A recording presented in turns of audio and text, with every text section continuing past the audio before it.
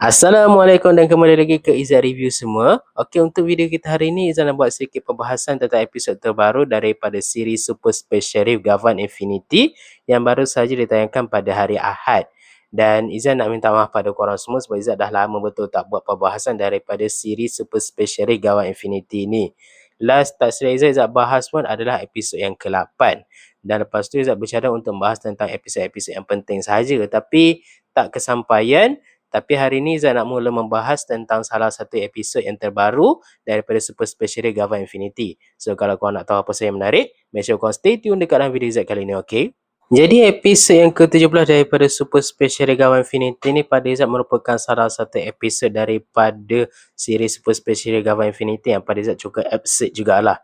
Sebab permasalahan utama daripada semua kejadian yang berlaku dekat dalam episod ni semuanya terjadi kerana online shopping ya. Memang cukup pelik betul. Yang mana semua tu berlaku apabila si Kaito Fate ni seperti biasalah bila cerita ni membawa kepada universe Iota ni, semestinya karakter Kaito Fate ni akan menjadi salah satu fokus utama lah selain daripada Kiki dan juga Koto. Sebabnya dekat dalam episod ni mereka tu berjaya menahan Fate, tapi Fate ni nampak macam sengaja lah untuk ditahan sebab dia ni mungkin nak menggunakan kekuatan daripada Gavan untuk menghentikan apa yang berlaku. Sebabnya Fate ni telah pun diminta oleh seseorang yang bernama Yowaki ni untuk membantu dia untuk menghentikan sebuah meteorit. Yang mana meteorit itu berasal daripada luar angkasa dan semua itu berlaku sebab Yowaki ni menggunakan satu online shopping angkasa. Dan dia ni berhasrat untuk membelikan nenek dia ni sebuah hadiah untuk macam hari jadi ke lebih kurang macam tu lah. Jadi dia pun pesan lah sebab dia nak cari batu-batu yang cantik apa semua. Jadi dia pun pesan satu. Tapi dia pelik sebab batu tu mengambil masa yang sangat jauh. Dan rupa-rupanya batu yang dibeli tu merupakan meteorit dan meteorit tu akan menghempas ke bumi tak lama lagi. Dan waktu tu dia cuba juga untuk membatalkan pesanan dia tu tapi tak mampu sebabnya online shopping tu mengatakan kalau nak pulangkan kena terima dulu baru boleh pulangkan, bukannya boleh terus-terus cancel macam tu. Jadi itu merupakan permasalahan utama dekat dalam episod kali ni. Jadi maknanya masalah dekat dalam episod ni berlaku semuanya gara-gara online shopping ya. Dan itu pada Zat memang cukup absurd jugalah daripada segi keseluruhan ceritanya. Tapi memang itulah yang berlaku dekat dunia Iota ni. Apa sahaja yang berlaku dekat dunia Iota ni semestinya penuh dengan kejadian-kejadian yang pelik ya. Dan disebabkan itu Yowaki ni akhirnya telah meminta bantuan daripada Kaito Fate ni untuk Kaito Fate ni mencuri meteorit tu sebelum apa-apa terjadi lah. Dan waktu tu dia telah pun memberikan satu Nega Emorgia kepada Kaito Fate ni. Dan Nega Emorgia yang dimiliki itu merupakan Nega Emorgia yang sama yang dimiliki oleh Death Gavan dekat dalam episod yang ke-14 sebelum ni. Sebab dekat dalam episod yang ke-14 sebelum ni, Death Gavan tu ada menggunakan satu Emorgia yang dipanggil sebagai Zyark untuk digunakan untuk menghalang Reiji itu daripada bergerak. Dia telah pun memberikan Nega Emorgia tu kepada Kaito Fate ni untuk Kaito Fate ni gunakan. Tapi dia punya alat tu iaitu Emorgia Defroster tu macam tak berfungsi terhadap Nega Emorgia dan itu telah pun menyebabkan alat tersebut musnah. Dan pada waktu itulah Kiki dan Koto ni sampai ke lokasi dan mereka ni akhirnya bertarung dengan Kaito Fate ni dan berjayalah menahan Kaito Fate ni waktu tu. Dan disebabkan Yowaki ni berasa sangat takut, dia punya emosi negatif dia tu telah pun menyebabkan satu Emons ni telah pun bangkit daripada Nega Emorgia tu. Dan itu memaksa Kiki ni untuk berubah menjadi Gava Luminous dan berhadapan dengan Emons tu tadi. Dan Emons ni memiliki kekuatan Zyark ni jadi dia boleh macam buat satu attack untuk dia ni merendahkan satu gravity tu lah dan menyebabkan badan mereka tu rasa berat dan mereka tu memang tak boleh nak bangun. Dan Gava Luminous waktu tu cubalah untuk menggunakan Gavarion Crane untuk serang balas lah daripada Amos ni tadi, tapi serangan tu semua berjaya di counter dan Gava Luminous pun terkena juga serangan daripada Amos tu dan dia tak dapat bergerak. Tapi belum sempat Amos tu habiskan Gava Luminous ni, Reiji ataupun Gava Infinity akhirnya telah pun datang dan dia terus bertarunglah dengan Amos ni tadi. Dan waktu tu dia pelik sebab setiap serangan dia tu berjaya dipantulkan oleh si Amos ni tadi. Dan setelah Agito periksa, Agito akhirnya telah memberikan satu senjata barulah untuk Reiji digunakan yang mana ia merupakan modifikasi daripada Express Gavarion yang pernah muncul beberapa episod sebelum ni dan itu telah menghasilkan Gavarion Trigger X ya. Dan dengan bantuan daripada Gavarion Trigger X tu, dia berjayalah menewaskan Amos ni tadi Dan kita ni teruslah dibawa kepada soal siasat yang dilakukan oleh Koto dan juga Kiki ni terhadap Kaito Fate tu. Jadi bila Reiji, Koto dan juga Kiki ni dengar pengakuan daripada Kaito Fate tu, mereka semua memang tak percayalah kalau masalah boleh jadi sebesar itu hanya sebab salah order dekat shopping online macam tu boleh mengakibatkan dunia hampir kiamat je. Dan waktu tu yang kelakarnya sebab Kiki tu ada juga mengatakan kalau bila orang tu tersalah tengok ukuran barang tu pun memang boleh jadi masalah. Ya memang benda tu memang boleh berlaku dekat dunia nyata, tapi tak adalah sampai ke tahap boleh terorder meteorit sampai ke bumi. Itu macam dah luar biasa dah tu, dia punya silap dia tu. Satu kesilapan kecil boleh menyebabkan satu dunia universe IOTA tu musnah. Semuanya gara-gara salah beli dekat online shopping. Jadi waktu tu mereka akhirnya mendapatkan signal kecemasan lah yang menunjukkan kalau meteorit itu dah memang hampir sampai ke bumi, dan kalau meteorit itu terhempas, bumi IOTA tu memang ada kemungkinan besar akan musnah lah. Koto dan juga Doki ni yang pergi dulu, sementara Kiki ni dia nak stay sebab dia ada lagi benda yang dia nak tanya pada Kaito Fate tu. Sebab dia kata dia tahu kalau Kaito Fate tu memang memiliki kemampuan untuk menggunakan Emerald Gear. Tapi alat yang digunakan tu macam Emerald Gear Defroster tu pun mesti ada batasnya juga, sebab dia tu tak akan boleh selalu menggunakan alat tu. Sama masa alat tu mungkin akan rosak dan dia mungkin tak boleh menggunakan Emerald Gear lagi. Dan disebabkan itu juga mungkin dia ni memerlukan bantuan daripada Gavan. Tapi pada mulanya Koto ni dia menganggap kalau Kaito Fate ni puncerin biasa. Tapi lama-lama dia makin curiga dengan tindakan daripada Kaito Fate ni. Sebab Kaito Fate ni walaupun terkenal dengan sifat dia yang sangat licik dan terkesan seperti seorang villain, tetapi dia ni selalu membuat perkara-perkara yang boleh buatkan orang mempersoalkan tindakan dia. Sebagai contoh macam sebelum ni waktu serangan Emmons dekat episod yang keberapa saya tak ingat, tapi waktu kemunculan daripada Emmons tu, si Kaito Fate ni yang laporkan benda tu kepada diorang ni untuk diorang tu uruskan. Dan sekarang ni dia minta bantuan daripada Gavan tu dengan cara yang agak berbelit-belit pula. Dan semestinya Kiki tu memang kena tahulah benda tu sebab dia kan Gavan. Jadi memang jadi tugas dia sebagai Gavan untuk memastikan orang-orang tu boleh tersenyum. Dia pun perlu pastikan jugalah apa yang dirancang oleh si Kaito Fate ni. Jadi waktu tu Koto dan juga Doki ni sampailah ke satu kawasan dan mereka ni telah pun bersiap sedia untuk menghentikan meteorit tu daripada terhempas ke bumi IOTA tu. Dan mereka ni bercadang untuk menggunakan dia orang punya armada Gavarion tu untuk menghapuskan meteorit tu sebelum meteorit tu terhempas ke bumi. Tetapi mereka ni telah pun dihalang oleh Agi dan juga Daisuke Date. Kerana Daisuke Date menyatakan kalau sekiranya meteorit tu ditembak dan musnah, ada kemungkinan besar serpihan-serpihan dia tu masih lagi akan terhempas dan menyebabkan kemusnahan yang lebih besar lagi lah kalau nak dibandingkan dengan meteorit tu terhempas secara dalam bentuk pejal macam tu.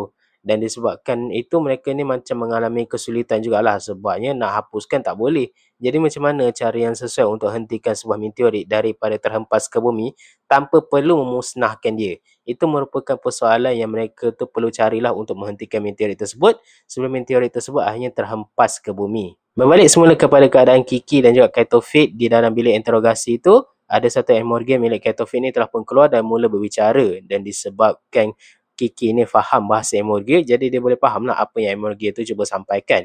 Dan Emerald Gear tu menyatakan kalau Kiki dan juga Kaito Fate ni sebenarnya sama je sebenarnya. Cuma ni mereka ni berbeza daripada segi jantina dan sebagainya lah. Dan pada waktu tu, Kaito Fate ni sempatlah bertanya kepada Emerald Gear dia tu apa yang dia cuba katakan.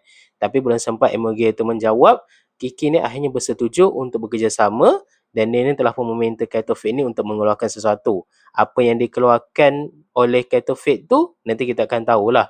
Jadi pada waktu tu Koto dan juga Doki ni masih lagi memikirkan cara lah untuk mereka tu menghentikan meteor tanpa perlu memusnahkan dia. Dan waktu tu Doki ni ada bertanya kepada Daisuke Date tentang satu lagi teknologi yang mereka tu cuba buat. Yang mana mereka tu cuba untuk menggabungkan Express Gavarion tu dengan Cosmo Gavarion. Dan Daisuke Date kata kalau daripada segi secara luarannya memang mereka tu boleh menggunakan lah. Tapi kalau daripada segi kekuatannya agak 50-50 lah.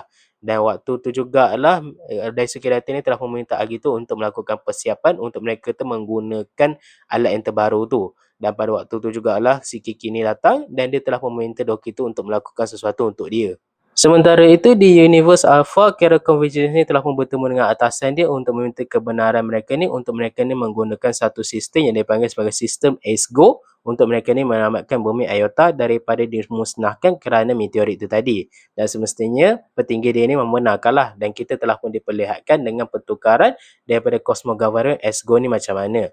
Dan daripada apa yang Izzat tengok, dia punya pertukaran dia pada Izzat dibuat dengan sangat baik. Dan yang lebih menariknya lagi tu sebenarnya ada muzik macam opera juga lah belakang dia tu, macam muzik orkestra macam tu. Memang cukup menarik, dan itu agak rare jugalah, sebabnya biasanya kalau macam pertukaran ni biasanya mereka tu akan menggunakan muzik yang lebih upbeat, tapi bila mereka menggunakan muzik-muzik klasik seperti ini, ia memang sangat-sangat membantu. Dan akhirnya Cosmogoverno Esgo ni telah pun bergerak ke luar angkasa untuk menghentikan meteorit itu tadi. Jadi Doki yang akan handle Cosmogoverno Esgo tu, sementara Kotobuki dan juga Daisuke Date ni akan melakukan countdown untuk mereka ni menggunakan Cosmogoverno Esgo tu. Jadi seperti biasa, operasi pun dijalankan, dan setelah mereka ni sampai ke titik yang terakhir tu, Cosmogoverno Esgo ni ternyata saiz dia tu jauh lebih kecil kalau nak dibandingkan dengan meteorit tadi tu. Tapi setelah countdown tu selesai, Reiji ni terus menggunakan Cosmogoverno Esgo tu, dan dia ni berjayalah menghentikan meteorit tu daripada terhempas ke bumi. Dan bila je meteorit tu berhenti, waktu tu lah si Gavan Lumineous ni keluar, dan dia ni terus berlari ke arah meteorit tu tadi. Dan kau tahu apa yang dia buat? Dia kata kalau tak dapat nak dibatalkan ataupun dihancurkan, cara yang paling sesuai adalah untuk menghantarnya kembali. Dan bila dia sampai ke depan meteorit tu, dia keluarkan chop. Yang mana chop tu dia dapatkan daripada Kaito Fate tu tadi. Yang mana alat yang dia minta daripada Kaito Fate tu adalah chop. Untuk dia chopkan pada meteorit tu, dan itu menyebabkan tenaga daripada meteorit tu menurun dan memungkinkan untuk Cosmogoverno Esgo ni untuk tolak balik meteorit tu pergi ke tempat asal dia. Bayangkan, meteorit sebesar itu dihentikan oleh satu chop yang kecil. Literally chop, bukannya kuasa ke apa ke, chop. Bayangkan chop kecil tu je yang digunakan untuk hentikan meteorit tu. Dan menariknya ia berhasil. Memang absurd betul episod kali ni. Jadi singkat cerita, misi mereka akhirnya berjayalah diselesaikan, dan Yowaki yang merupakan klien daripada Kaito Fate tu tidak lagi akan dianggap sebagai ancaman ataupun penjahat besar. Sebenarnya dia semestinya takutlah, sebab tindakan dia tu mampu untuk memusnahkan dunia kot, bukannya jenayah kecil memusnahkan dunia. Kalau dunia dia orang tu betul-betul musnah tu, memang dia tu memang akan dicap sebagai penjahat paling besar sekali lah, melebihi Def Gavan kot Izzat rasa. Alasan kenapa dia tu bertemu dengan Kaito Fate tu bukanlah tanpa alasan, sebab dia nak selesaikan masalah itu secepat mungkin sebelum perkara tersebut diketahui oleh nenek dia. Sebab kalau nenek dia dah tahu dan dia tu dianggap sebagai penjahat besar, semestinya akan menyusahkan dia dan juga nenek dia lah. Dan nenek dia tu dah tak ada siapa-siapa lagi dah melainkan diri dia sahaja. Jadi dia nak sentiasa menjaga nenek dia, dan disebabkan tu jugalah dia minta bantuan daripada Kaito Fate tu untuk dapatkan meteorit tu sebelum apa-apa terjadi. Jadi itu je niat daripada Yowaki tu. Yowaki tu nampak je eccentric, tapi sebenarnya dia sangat menyayangi nenek dia dengan sepenuh hati. Dan pada waktu tu barulah Yowaki ni boleh makan makanan yang dihidangkan tu, sebaik saja konflik tu berjaya diselesaikan.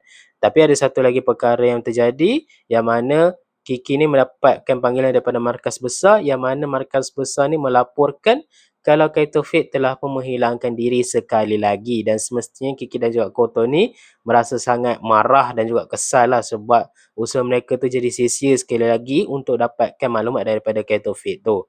Jadi di akhir scene tu, kita ni diperlihatkan dengan seorang lelaki yang masuk ke dalam sebuah rumah, dan dekat dalam rumah tu memiliki seorang nenek. Dan lelaki ni sebenarnya adalah identiti sebenar daripada Kaito Fate tadi tu, yang mana dia ni menyamar untuk menjadi Kaito Fate, untuk dia ni melakukan perkara dengan mencuri ni lah, untuk dia tu dapatkan duit.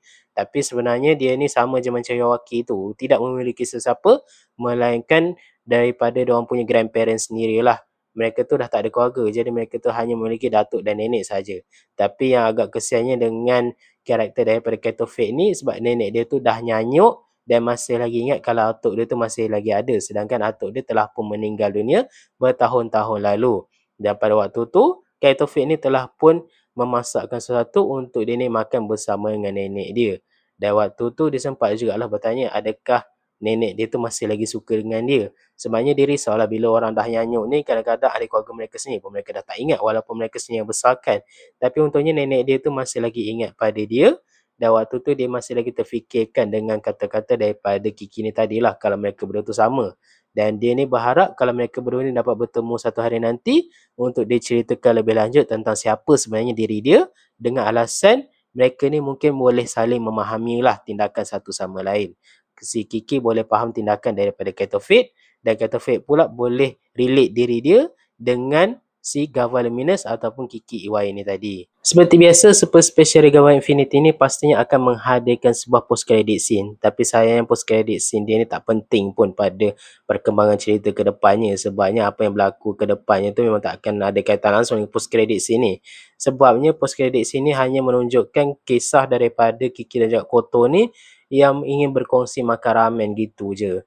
Dan di episod kedepannya pada Izzat memang sangat menarik kerana sekali lagi karakter favourite Izzat iaitu Setsuna Echo Queen ataupun Gavan Bushido kembali dimunculkan.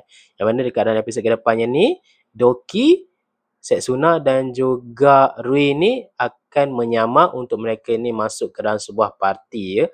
Sebabnya parti ni macam menggunakan kostum dan sebagainya, lebih kurang macam masquerade macam tu lah. Dan semestinya adanya kisah daripada Emorgia. Dan seperti biasa mereka ni akan dihadapkan dengan satu misteri yang mana ada seorang ratu misterius yang telah memuncul di kawasan tersebut. Dan ada juga pertempuran yang melibatkan Emon, semestinya pertukaran yang melibatkan Gavan Bushido, dan Gavan Bushido pun akan bertempur. Tapi yang menariknya lagi ke episod ni, sebab episod ni akan explore tentang masa lalu Setsuna sekali lagi. Yang mana dekat dalam episod kedepannya ni, kita ni akan diperlihatkan dengan lebih lagi lah hubungan dengan Setsuna dan juga seorang wanita misteri yang telah pun memberikan dia nama itu. Dan pada Izzat itu merupakan satu benda yang layak untuk kita tunggulah di episod kedepannya. Dan tajuk untuk episod kedepannya pula adalah sosok yang istimewa ataupun orang yang istimewa lah macam tu.